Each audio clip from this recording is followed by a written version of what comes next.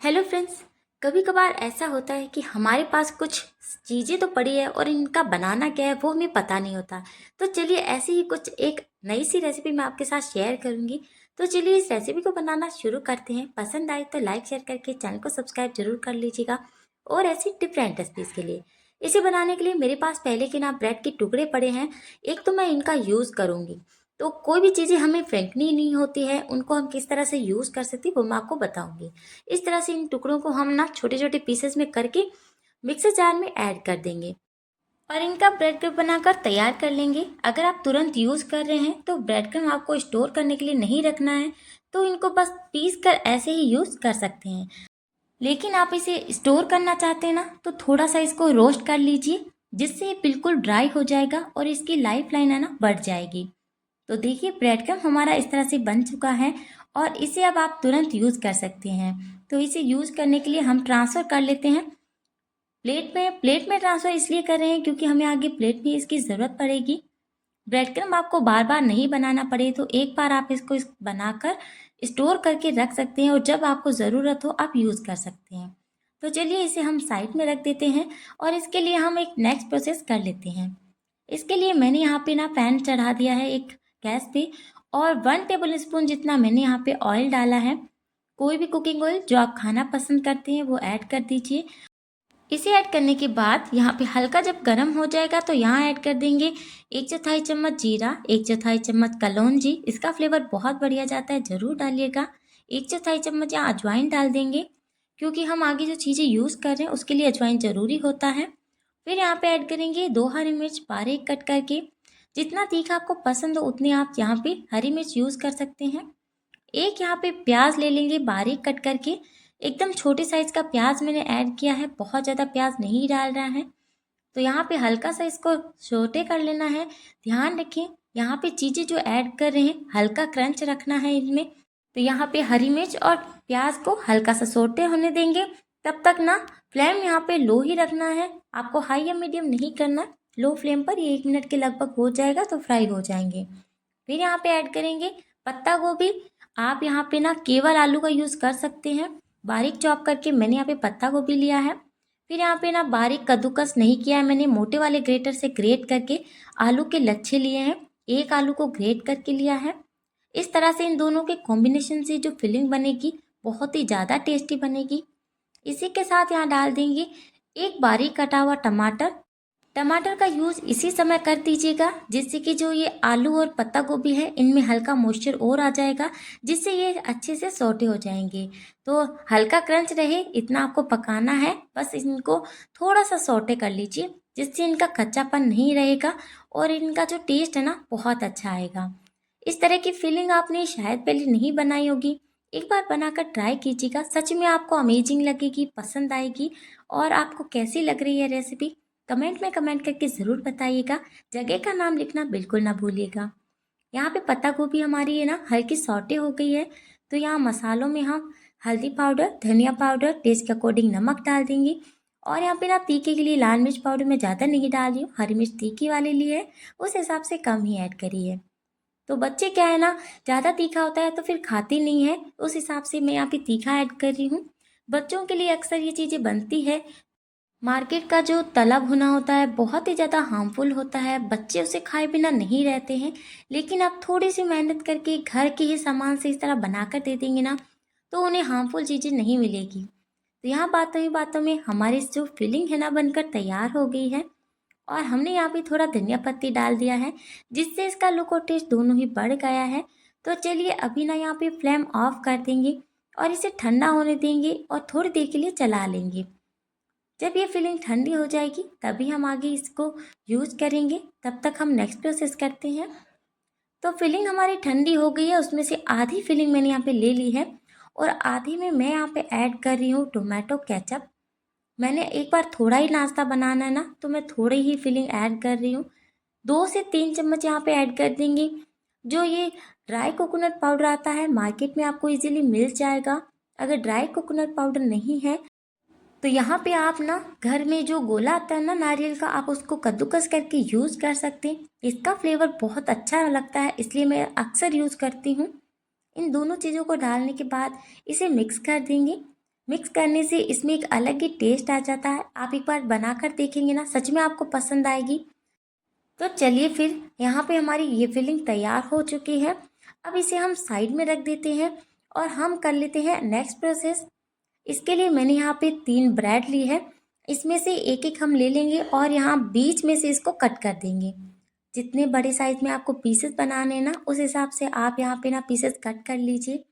यहाँ पे छोटे छोटे मैंने यहाँ पीसेस बना लिए हैं। एक ब्रेड से मैंने 2 पीस कर लिए हैं, तो यहाँ पे टोटल हमारे 3 पीस बनकर तैयार होंगे। एक बार ना इसको इस तरह से बनाकर देखिएगा।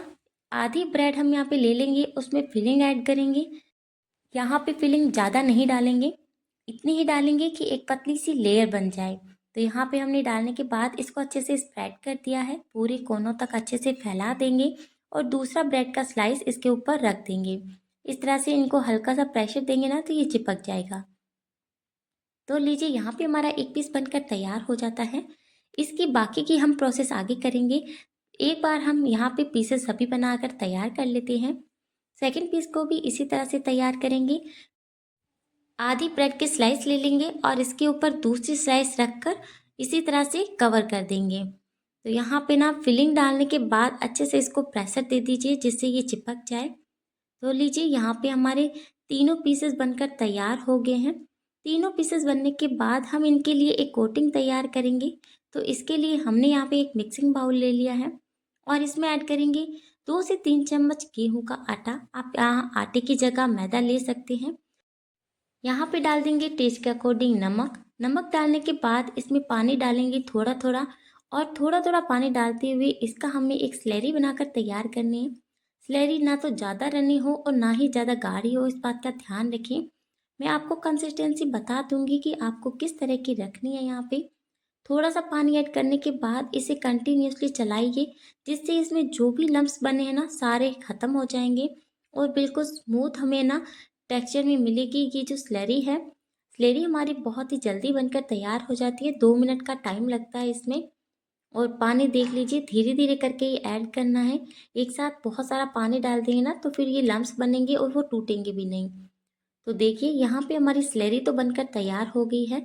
आपको अगर कंसिस्टेंसी दिखाऊं तो आप देख सकते हैं कुछ इस तरह की है।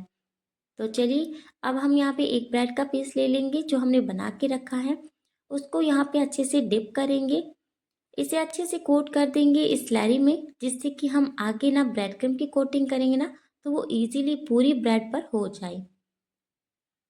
तो चलिए, यहाँ पे हमारा ये ब्रेड तो अच्छे से कोट हो गया है स्लैरी में। अब यहाँ पे ना ब्रेड क्रम्ब में इसको डालकर कोट कर लेते हैं। ब्रेड क्रम्ब में डालकर कोट करने से इसका पूरा टेक्सचर चेंज हो जाता है। खाने में तो ये लाजवाब लगती है, लेकिन देखने में भी ये सच में बहुत अमेजिंग लगती है। देख के कोई बता नहीं सकता कि हमने इन सबको घर में बनाकर तैयार किया है, और बच्चे बहुत चाव से खाते हैं। तो लीजिए, यहाँ पे ब्रेड क्रम्ब कोट करने के बाद हमारे नाश्ते के पीसेस का पूरा लुक चेंज हो गया है। एक पीस बनकर तैयार है। सेम प्रोसेस से हम बाकी पीसेस बनाएंगे। इसी तरह से ब्रेड को स्लरी में डिप करेंगे, अच्छे से कोट कर देंगे। स्लरी जैसे जैसे आप डिप करते जाएंगे पीसेस को, तो कम होती जाएगी, तो थोड़ी सी प्रॉब्लम आती है। तो देखिए, इसी तरह से हमने इसको निकाल लिया है और ब्रेड क्रम्ब में अच्छे से कोट कर देंगे। ब्रेड क्रम्ब में कोट करने के बाद हमारे यहाँ पे बहुत ही अच्छी तरह से पीसेस बनकर तैयार है। जब आप इस तरह की कोटिंग करके ब्रेड क्रम्ब को फिर फ्राई करते हैं ना, तो ये बिल्कुल भी ऑयली नहीं होते हैं। तो चलिए भाई, हमारा यहाँ पे ना ये पीस भी बनकर तैयार हो गया है और बिल्कुल अच्छे से इसको कोट कर देना है। चारों तरफ से अच्छे से कोट करना है, वरना जो ब्रेड का पीस बच जाएगा ना, तो फिर वो ऑयल में जाने के बाद ऑयली हो जाएगा, क्योंकि ब्रेड जो है बहुत ज़्यादा ऑयल को अब्जॉर्ब करती है। यहाँ पे हमारे सभी पीसेस बनकर तैयार हो गए हैं। 3 पीसेस मैंने एक बार में बनाए हैं। अब इन तीनों को लेकर चलते हैं हम गैस की तरफ फ्राई करने के लिए। फ्राई करने के लिए मैंने यहाँ पे ऑयल को पहले ही हाई फ्लेम पर गर्म कर रखा है।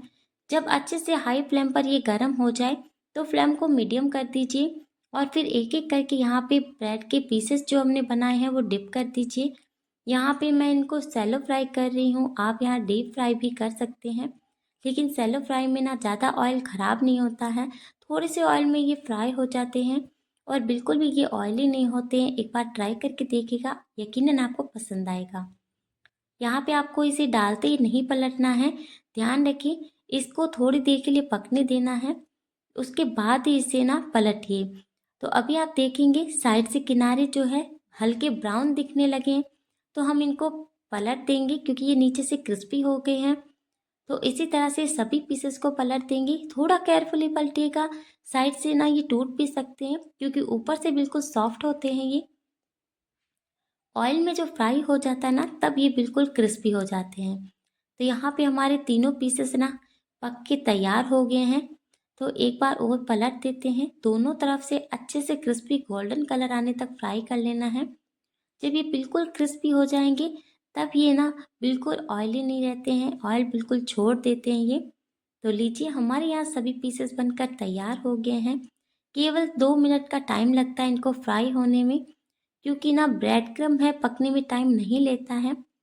तो लीजिए अभी क्या करेंगे ना, यहाँ पे ना इनके फ्लेम को ऑफ कर देते हैं, जिससे कि ये एक्स्ट्रा और ना पक जाए, ओवर कुक ना हो जाए।